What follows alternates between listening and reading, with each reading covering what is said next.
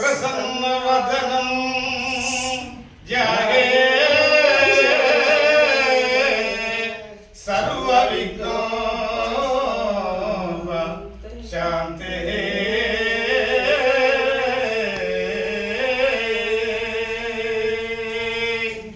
జై విరాట్ కోహ్లీ స్వామివారికి. మరి ఈ రోజు మనం చెప్పబోయే కథ మొదటి భాగము గౌడ పురాణం. అవును, గౌడ పురాణం అనగా ఒక గౌన్లకే సంబంధించింది అనేది కాదు. చరిత్ర అనేది అందరికి అవసరమే. అవునవును, కానీ ఇది గౌన్లలో దీని పేరేమంటే గౌడ పురాణం.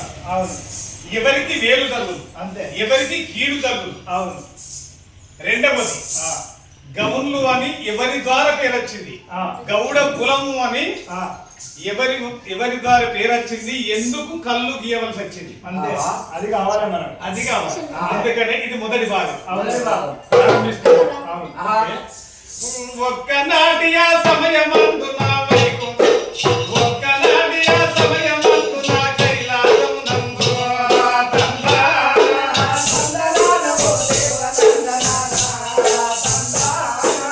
ఒక్కనాటి ఆ సమయమందున కైలాసమునందు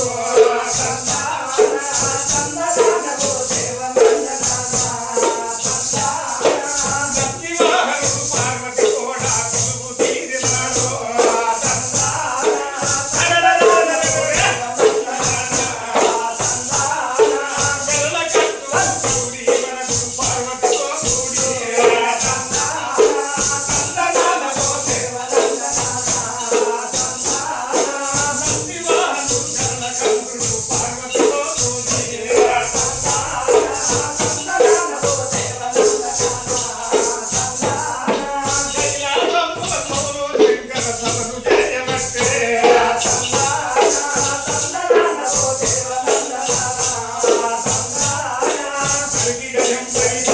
పూర్వకాలమందు కైలాసం లోపల శంకరుడు స్వయంగా తన యొక్క సతీమణి అయిన పార్వతితో కూడి ఒక యజ్ఞం తలపెట్టుకున్నాడు.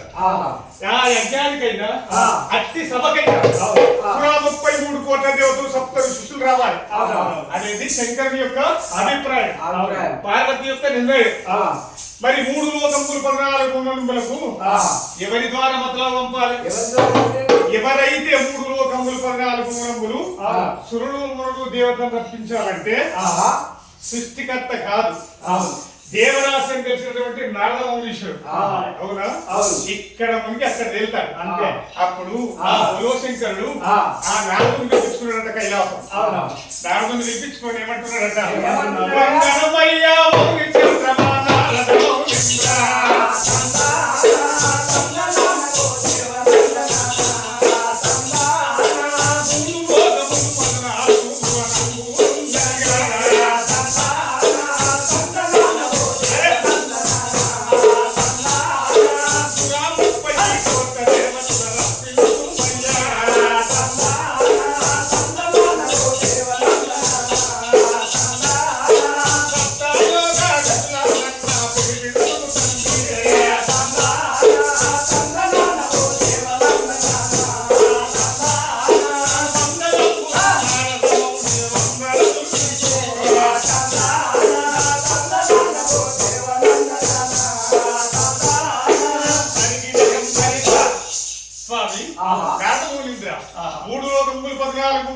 మంది 33 కోట్ల దేవతలు 7 ఋషులు గాని నా యజ్ఞానికి ఇంటి సభకైనా పిలిపించుమని అంతటి శంకరుడు ఆ నారదమౌళితో విన్నవించిందట.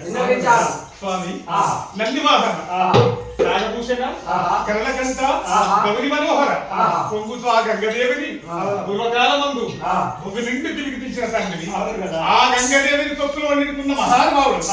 రోజు ఎప్పుడు ఆశమా, నేను కూడా ఆశమా అయినా అప్పుడు ఆ భూలోశంకరుడికి అభినయించి నారాయణీశ్వరుడు ఎక్కడికి వెళ్ళిందట, 14 కోణములకు ఓ రామ రామయ్య శ్రీరామ జయ రామ రాగ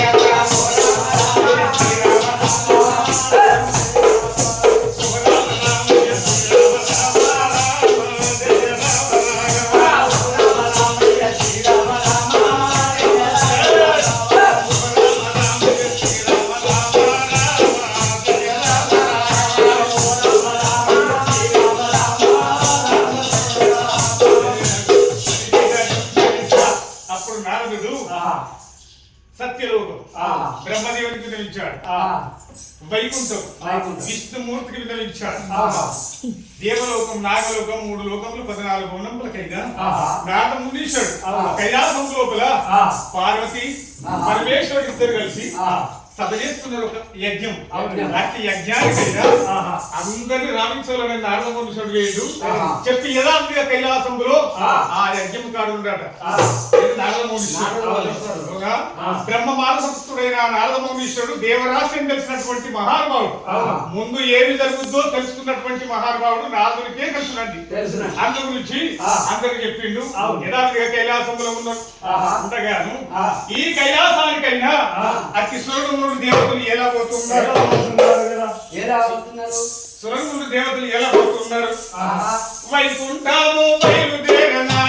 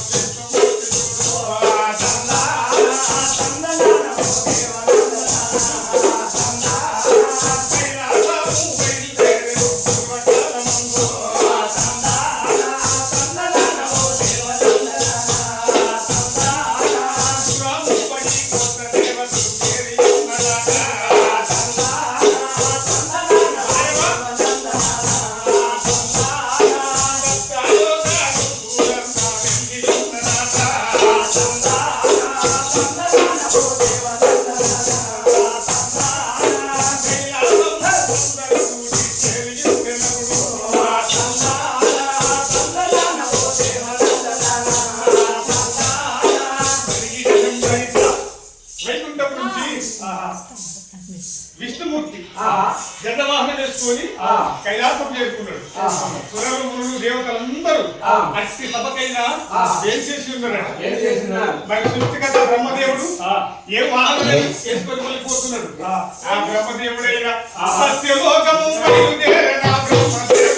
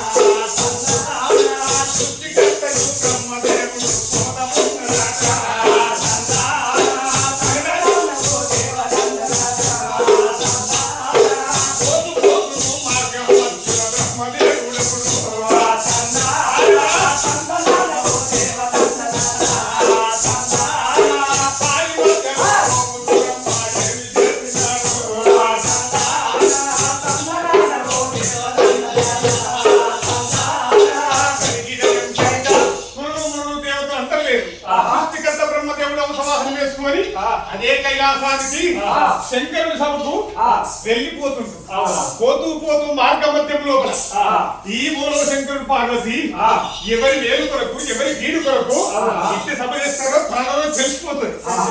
అందుకని సృష్టికర్త బ్రహ్మదేవుడు సవాహనం వేసుకొని అదే కైలాసం వెళ్ళిపోతున్నాడట పూర్వకాలం. ఆ బ్రహ్మదేవుడు వెళ్ళిపోతూ మార్గ మధ్యం ఇప్పుడు మనం ఏదో పని చేస్తే ఎవరికైనా షిఫ్ట్ వస్తుంది కదా. కింద కూడా ఎండ కొడితే మీద కూడా కింద కూడా కాలగలితే మీద కూడా ఎండ కొడతాడు. అదే విధంగా బ్రహ్మదేవుడు సృష్టికర్త మానవుడే కదా. ఆ ఔసవాహనం మీద పోతుంటే చెమట వచ్చిందట బ్రహ్మదేవుడు. ఆ చెమట చుక్క తీసి బ్రహ్మదేవుడు భూమి మీద వేసి ఉండెను